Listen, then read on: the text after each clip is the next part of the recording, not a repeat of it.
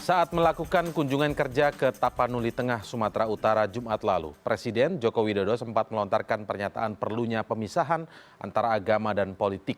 Pemisahan tersebut ditujukan untuk menghindari gesekan antar umat.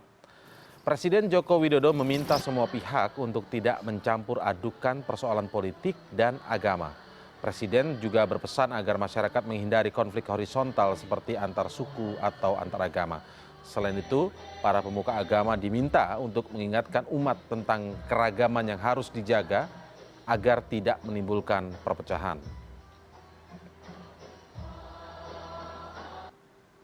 Ya, setelah sebelumnya mengatakan demokrasi kita saat ini sudah kebablasan, Presiden Joko Widodo kembali menyinggung situasi politik tanah air akhir-akhir ini.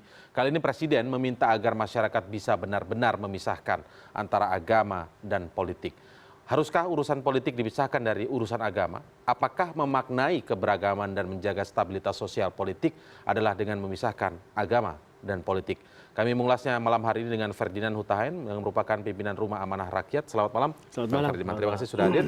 Dan melalui sambungan telepon sudah bergabung bersama kami Profesor A.S. Hikam. Selamat malam, Prof. Hikam. Selamat malam Mas Indra, selamat malam Pak Ferdinand. Selamat malam Prof. Sebelum kita mulai perbincangan, saya ingin melihat, menunjukkan dulu bagaimana cuplikan pernyataan dari Presiden Joko Widodo ketika di Tapanuli Tengah, Sumatera Utara berikut ini.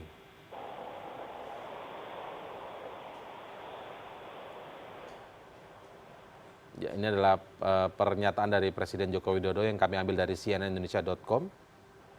Ketika meresmikan Tugu 0 peradaban Islam. Di situ Presiden Jokowi menyatakan menyerukan perdamaian di 0 pusat peradaban Islam. Dan yang disampaikan adalah, baik, ini yang kami kutip ya dari beberapa online, ada di antaranya adalah dipisah betul mana yang agama, mana yang politik. Ini seruan dari Presiden Joko Widodo begitu ya. Kemudian para ulama agar disebarkan, diingatkan, dipahamkan pada kita semua bahwa kita ini memang beragam, anugerah yang diberikan Allah bahwa kita beragam. Saat itu saat meresmikan Tugu 0 peradaban Islam Nusantara di Kecamatan Barus, Tapanuli Tengah, Sumatera Utara pada Jumat 24 Maret 2017. Bang Ferdinand sendiri melihatnya seperti apa sih ketika seorang Presiden Joko Widodo mengatakan sebaiknya dipisahkan antara agama dan politik, betul-betul dipisahkan. Bagaimana Anda? Ya, kita sih melihat bahwa semangatnya sebetulnya Presiden menyatakan itu adalah untuk kebaikannya. Tetapi yang menjadi salah dalam hal ini adalah pernyataan Presiden yang menggunakan kata memisahkan antara politik dengan agama. Ini kemudian menjadi masalah di tengah publik karena... Kenapa masalah? Ucapan pemisahan agama dengan politik ini identik dengan apa yang pernah terjadi ajaran waktu Partai Komunis begitu hebatnya di negeri ini ya, dalam ajaran itu. Tetapi kita sebetulnya seperti saya sampaikan tadi, semangatnya adalah untuk kebaikan. Tetapi ketika menggunakan kalimat yang salah, maka substansinya jadi bergeser. Nah, ini yang menjadi bergeser karena sebetulnya pemahaman antara pemisahan agama dengan politik ini tidak sulit ya, apabila Pak Presiden sebetulnya harus memahami dari hubungan antara Pancasila, agama, dan negara. Ini sama sekali tidak bisa dipisahkan. Bahwa tidak bisa dipisahkan. Dari sejak sejarah pendirian bangsa kita ini dilakukan oleh para pendiri bangsa kita, di Undang-Undang Dasar itu sudah jelas dinyatakan bahwa negara berdasar ketuhanan yang Maha Esa. Ketuhanan yang Maha Esa ini ada di Pancasila.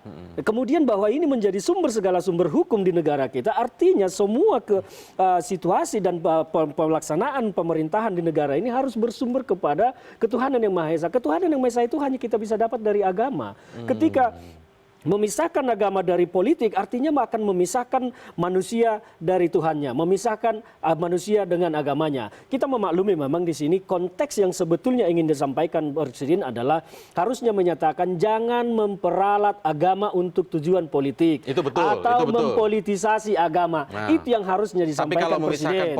Tapi kalau memisahkan politik dengan agama, Presiden saya harus nyatakan salah dalam hal itu, salah menyampaikan. Saya yakin memang semangatnya adalah untuk kebaikan ya, supaya tidak mempolitisasi agama dan memperalat politik untuk agama, memperalat agama untuk politik. Itu yang harusnya disampaikan oleh Presiden, tidak menyatakan pemisahan antara politik dan agama. Di situ titik tapi masalahnya. Tapi di sini ada kalimat selanjutnya juga, ini saya ambil dari detik.com gitu. Para ulama agar disebarkan, diingatkan, dipahamkan pada kita semua bahwa kita ini memang beragam, anugerah yang diberikan Allah bahwa kita beragam. Jadi tujuannya memang ke sana. Tujuannya ke sana, saya pikir kalau tujuannya juga berbicara terhadap ulama, saya tidak melihat bahwa ada ulama yang membakar kebencian di Republik ini saat ini ya. Saya tidak melihat adanya ancaman terhadap kebinekaan sebetulnya.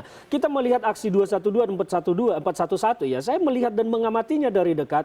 Bahkan ketika ada acara pernikahan ya di katedral, bahkan laskar-laskar FPI mengawal mereka ke gereja. Jadi maksudnya tidak ada saya tidak masalah melihat keberagaman. gitu. Tidak ada masalah keberagaman, tetapi ini menjadi masalah adalah karena penegakan hukum terhadap kita harus menyebut ya, penegakan hukum terhadap Basuki Cahayapurnama sebagai gubernur yang didakwa melakukan penodaan agama, mengakibatkan ini semua menjadi melebar kemana-mana dan bias kemana-mana. Itu titik masalahnya adalah penegakan hukum yang tidak berjalan memenuhi rasa keadilan masyarakat.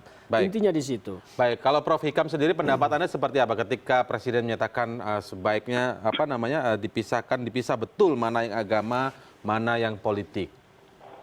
Iya, begini Mas ya. Saya kira memang saya sepakat bahwa statement Pak Jokowi itu perlu ada penjelasan yang lebih detail ya. Sebab memang kalau kita bicara tentang relasi agama dengan negara ini kan sudah lama ya. Urusan ini dan selalu menciptakan kontroversi.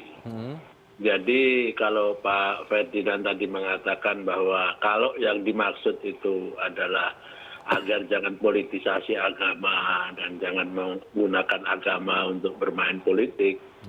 Ya kalau maksudnya seperti itu saya kira memang ya tidak ada kontroversi. Nah tapi kalau kemudian ini diterjemahkan atau ditafsirkan sebagai upaya melakukan sekularisasi misalnya begitu ya, itu pasti nanti akan kontroversial karena memang pada hakikatnya prinsip demokrasi konstitusional yang kita anut dengan konstitusi dan Pancasila kita memang konsep sekularisasi seperti yang dikenal di dalam filsafat liberal Barat itu tidak dikenal. Ya. Nah, kalau saya sebagai orang yang mengikuti pahamnya Al-Mahfudlah Gus Dur itu bisa memahami statement Jokowi itu dari sisi ini, dari sisi bahwa agama dalam konteks demokrasi konstitusional ini menjadi salah satu landasan untuk moralitas politik atau ketatanegaraan. Tetapi dia tidak bisa digunakan sebagai ideologi yang kemudian bersaing atau bertabrakan dengan misalnya ideologi negara Pancasila. Nah, oleh sebab itu ya persoalannya memang sekarang ini lagi ada kesimpang siuran bahwa agama memang dipolitisasi, sudah sangat jelas kita melihat misalnya saja terjadinya gerakan-gerakan radikal, ya kemudian juga kita melihat penggunaan simbol-simbol agama seperti menolak mensolati jenazah orang yang konon kabarnya dianggap mendukung salah satu paslon. Dan itu masuk pada politisasi agama kalau yang itu, Prof. Kalau saya sih jelas itu politisasi karena masalah itu dari soal keagamaan terutama agama Islam adalah bahwa mensolati jenazah itu wajib dalam pengertian wajib kifayah.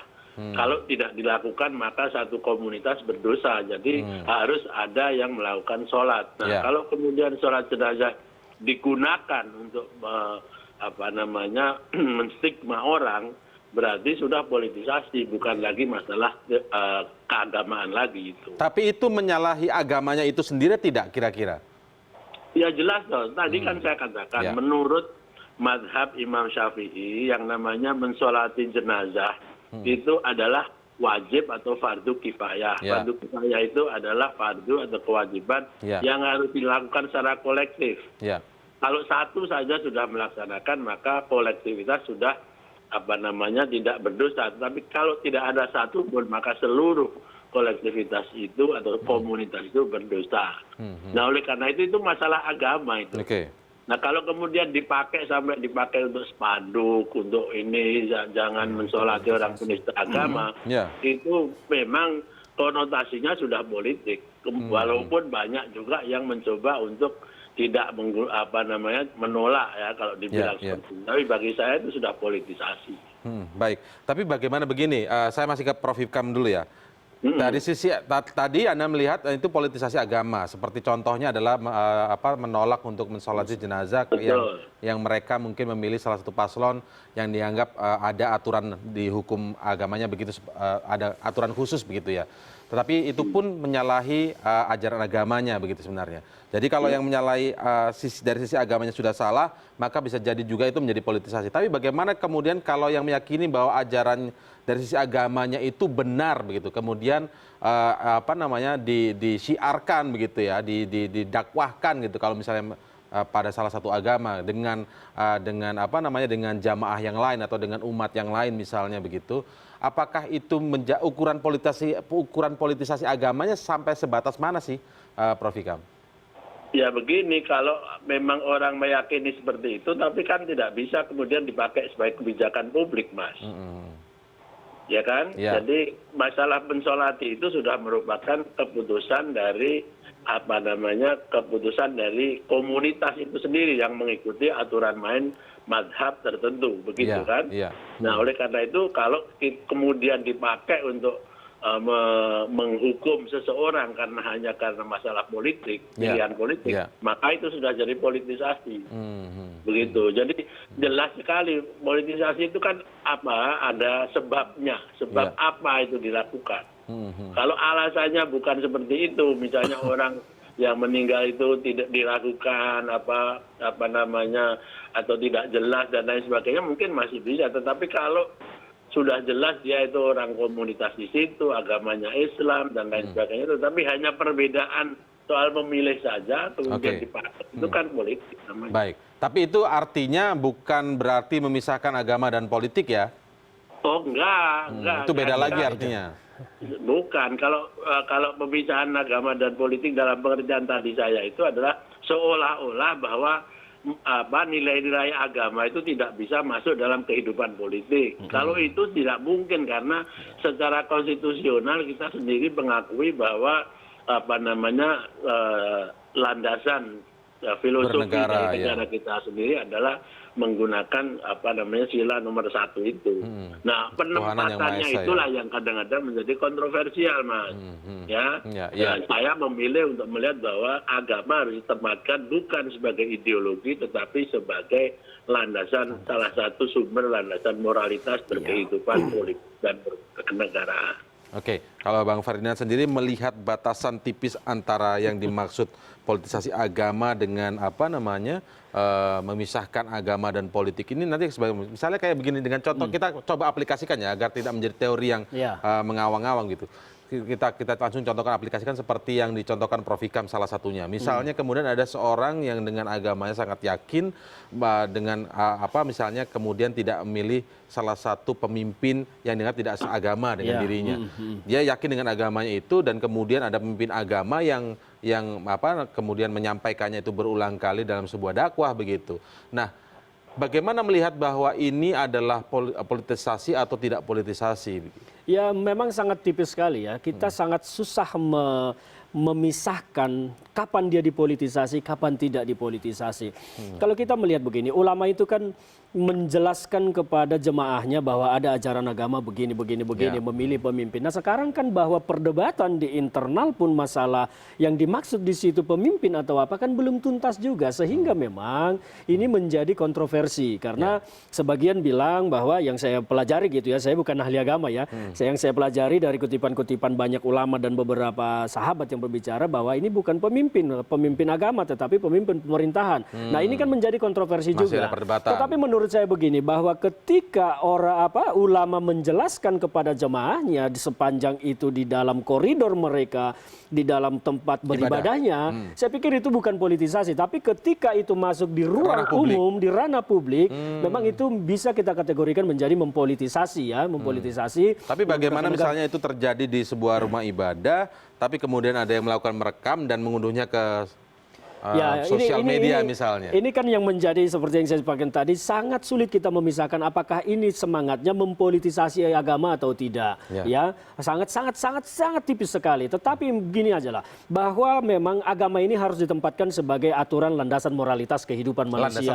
Landasan moralitas. Dan kenapa agama ini perlu juga di dalam politik adalah supaya politik itu beradab, bermartabat, beretika, tidak menjadi politik yang barbar menurut saya. Kalau kita melihat Jakarta sekarang masuk ke pilkada ini, saya tidak melihat ini lagi sebuah demokrasi. Tetapi ini sudah terlanjur, kalau Pak Jokowi bilang kebablasan, meskipun beliau tidak menjelaskan kebablasannya di mana, bahwa memang demokrasi di Jakarta ini sekarang sedang masuk sebuah atmosfer yang jauh dari demokrasi.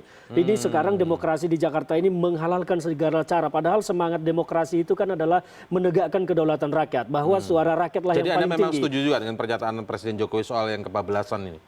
Saya tidak dalam konteks setuju atau tidak ya, tetapi saya melihat di Jakarta ini, saya tidak mengerti kemarin bahwa yang disampaikan oleh Presiden Jokowi itu yang kebablasan di mana, karena beliau kan sering sekali menyampaikan sesuatu tetapi tidak menjelaskannya yang mana. Tetapi kalau kita melihat Jakarta ini sekarang sudah jauh dari semangat dan roh demokrasi yang sesungguhnya. Makanya saya tadi katakan di awal bahwa saya bisa memaklumi Presiden menyatakan seperti itu, tetapi pernyataannya salah. Semangatnya memang adalah untuk menjaga supaya agama ini tidak dipolitisasi, supaya agama tidak diperalat untuk tujuan politik. Tetapi penyampaiannya yang salah ketika beliau menyampaikan untuk memisahkan agama dengan politik, maka seperti tadi saya harus sampaikan bahwa beliau salah menyatakan seperti itu. Karena kita tidak bisa dampaknya itu. Tidak baik itu kalau dampaknya tidak baik. Itu kan kita menjadi sebuah negara sekuler yang digiring, dan pemisahannya saya tidak mengerti ya, karena Pak Jokowi sampai sekarang pun tidak menjelaskan pemisahan ini seperti apa. Apakah memang menjauhkan agama sama sekali dari politik, tidak bisa semangat dalam nilai-nilai luhur kebaikan yang diatur agama itu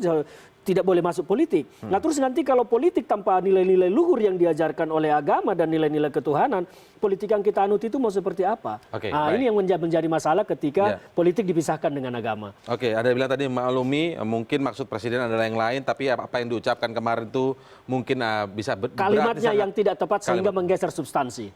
Mungkin Pak Jokowi boleh salah secara pribadi, tapi sebagai Presiden dahulu. Itu nanti kita akan ulas lebih lanjut setelah jeda berikut. Kami masih akan segera kembali saat lagi.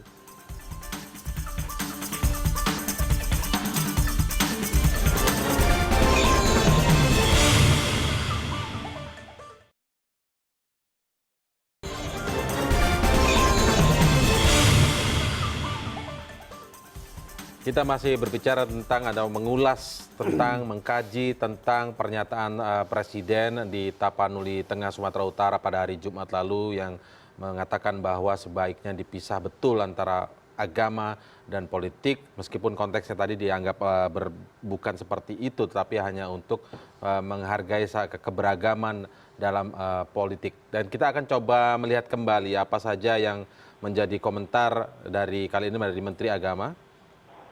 Baik, kita lihat cuplikannya dari website di Kementerian Agama.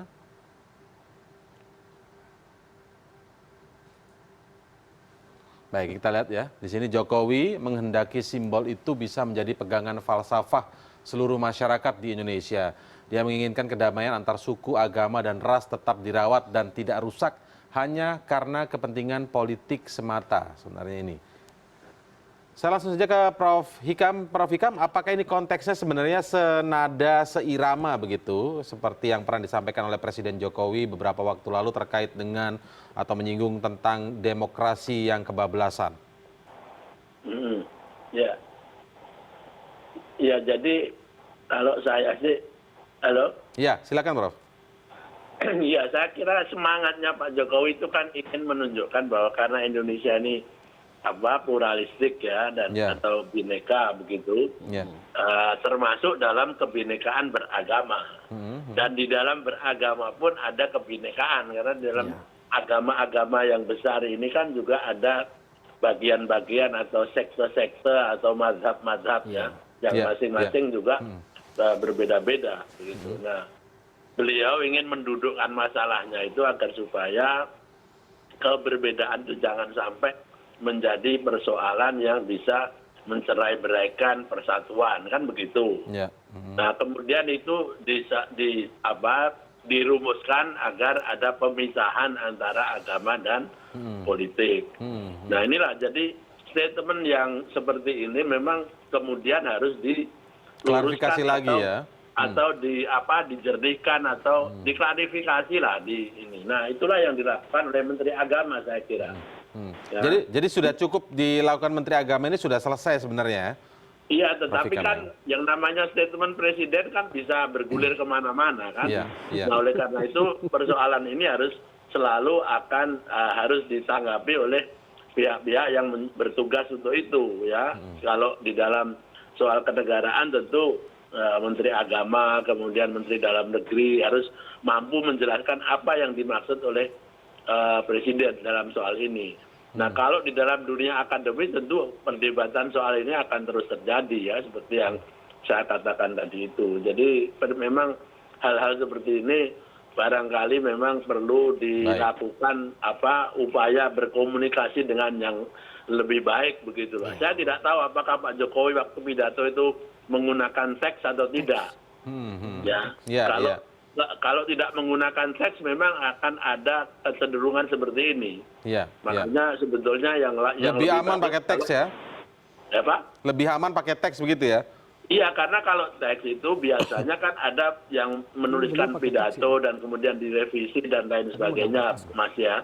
Sehingga kemudian kita bisa melihat sebetulnya maunya kemana. Tapi kalau di luar teks ya, itu biasanya memang biasanya ya bisa kemana-mana begitu. Sehingga kata-kata yang kelihatannya sederhana setelah selesai pidato kemudian dimaknai macam-macam.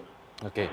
Baik, Bang Ferdinand, kalau kita lihat ini kan coba melihat dari rangkaian panjang Presiden dalam berbagai kesempatan mencoba untuk menyampaikan apa yang dipandangnya, apa yang dinilainya, apa yang dianalisisnya begitu bahwa akhir-akhir ini situasi politik seperti ini. Tapi ketika kemudian setelah mengatakan demokrasi kebablasan, kemudian juga mengatakan sebaiknya dipisah betul antara agama dan politik begitu ya. Ini ada juga konteks pilkadanya sebenarnya dalam beberapa pernyataan presiden yang selengkapnya itu ada konteks itu mengatakan kita bisa berbeda dalam memilih kepala daerah dan lain sebagainya begitu. Nah, artinya apakah memang presiden sangat concern betul dengan situasi politik terakhir ini secara nasional, ataukah ini memang hanya karena ya kita langsung katakan saja karena Jakarta sebenarnya?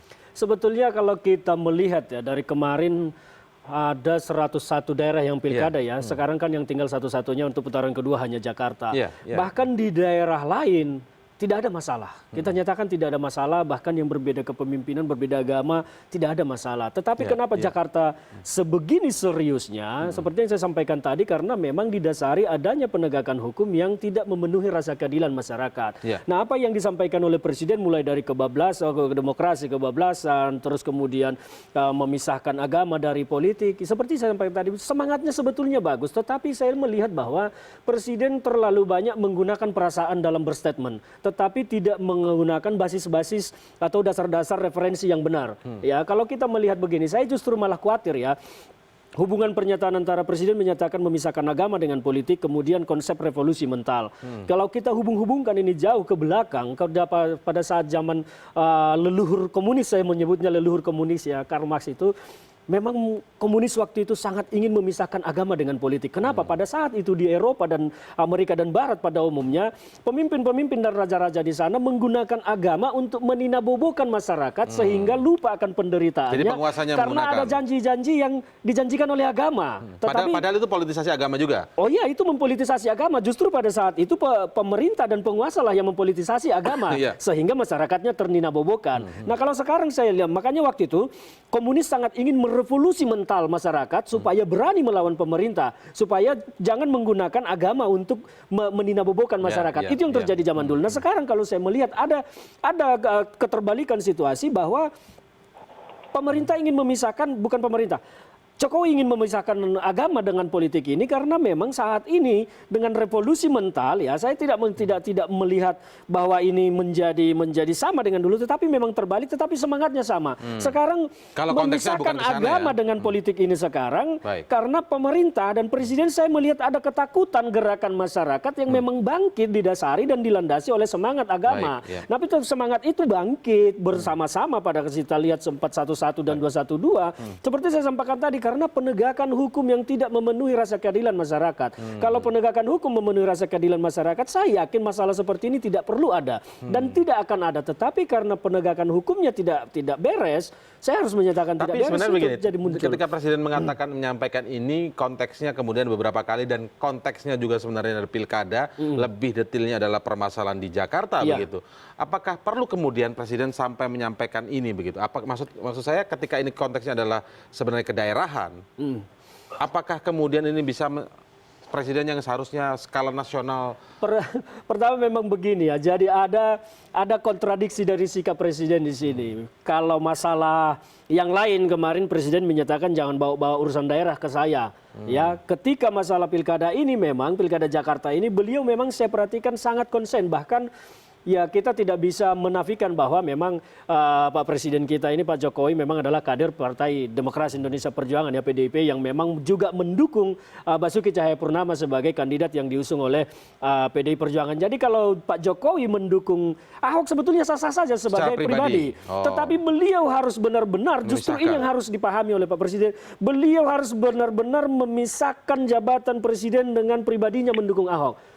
Memisahkannya seperti apa? Seperti kemarin itu memberikan bisa secara jelas tidak memberikan itu kayak gitu? Harusnya bisa secara jelas. Kemarin Pak Jokowi memberikan tumpangan kepada Basuki itu harusnya tidak boleh terjadi karena itu adalah fasilitas kepresidenan, bukan fasilitas Jokowi sebagai pribadi. Nah, ketika itu terjadi itu kan publik akan melihat bagaimana dukungan Pak Jokowi kepada Pak Basuki Cahayapurnama. Nah, ini kan yang harus betul-betul bisa dipisahkan oleh Pak Presiden karena Presiden itu tidak boleh salah. Baik. Oke, terakhir saya ke Pak Prof. Hikam. Prof. Hikam, kalau Anda melihat misalnya beberapa kali statement ini disampaikan oleh Presiden Joko Widodo, memang konteksnya yang disampaikan adalah umum begitu, tapi memang di situ ada konteks pilkadanya begitu. Nah, terkesan ini fokus di Jakarta. Menurut Anda perlukah Presiden kemudian sampai berulang kali mengangkat situasi politik akhir-akhir ini, segenting itukah sebenarnya kemudian disampaikan oleh Presiden Joko Widodo yang harusnya misalnya melihat secara skala itu nasional? Kalau saya membacanya nggak begitu, Mas. Mohon maaf ya. Iya. Kalau menurut saya apa yang disampaikan Pak Jokowi di Sumatera Utara itu relevan dengan situasi nasional termasuk di Sumatera Utara, bukan Jakarta. Iya. Yaitu kecenderungan kita menghadapi bahaya radikalisme dan bahkan terorisme dan juga politisasi agama yang sudah sangat sering digunakan sehingga terjadi pengusiran, penolakan dan lain sebagainya yang bernuansa agama tetapi digunakan dalam dimensi politik. Nah, oleh karena itu menurut saya relevansinya ada, pidato di manapun di seluruh Indonesia masalah ini sangat relevan. Kemudian yang kedua, saya ingin juga berbeda pendapat dengan Pak Ferdinand mengenai masalah pemisahan antara agama dan politik. Itu bukan monopoli Partai Komunis. Kalau kita lihat sejarah sekularisasi, itu memang bukan komunis pun ya, paham liberal pun mengatakan semacam itu. Ya, jadi bukan monopoli komunisme. Oleh karena itu keliru kalau kemudian diasosiasikan apa yang dilakukan ini berkaitan dengan apa yang terjadi di masa lalu. Memang komunis itu termasuk adalah yang mempunyai ideologi yang sekuler juga, malah anti agama malah. Tapi persoalan ini memang harus didudukkan dengan pemasalahan atau pemahaman yang benar bahwa memang ideologisasi agama itu tidak benar untuk dilakukan di Indonesia yang menggunakan Pancasila dan konstitusi. Tetapi kalau memisahkan betul itu juga salah antara dua dimensi ini, ya nggak mungkin karena konstitusi kita sendiri tidak menghendaki demikian. Jadi inilah tugas para negarawan, para intelektual untuk menjelaskan kepada publik. Jangan kemudian malah dipakai sebagai alat untuk kampanye seolah-olah Pak Jokowi ini akan menghidup-hidupkan keinginan masa-masa yang lalu dan lain sebagainya. Jadi kalau begini nanti kita justru akan malah memperlebar dan memperdalam masalah. Makanya saya tadi katakan apa yang dilakukan Menteri Agama ya dengan memberikan penjelasan apa yang dimaksud oleh Jokowi itu saya kira perlu diteruskan.